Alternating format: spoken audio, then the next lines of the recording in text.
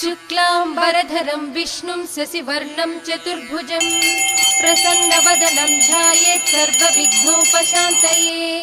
व्यासं वसिष्ठनप्तारं शक्तेः पौत्रमकल्मषं पराशरात्मजं वन्दे शुकतातं तपोनिधिं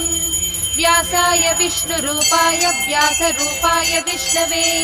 नमो वै ब्रह्मनिधये वासिष्ठाय नमो नमः अविकाराय शुद्धाय नित्याय परमात्मने सदैकरूपरूपाय विष्णवे सर्वजिष्णवे यस्य स्मरणमात्रेण जन्म संसारबन्धनात् विमुच्यते नमस्तस्मै विष्णवे प्रभविष्णवे ॐ नमो विष्णवे प्रभविष्णवे। श्रीवैशम्पायन उवाच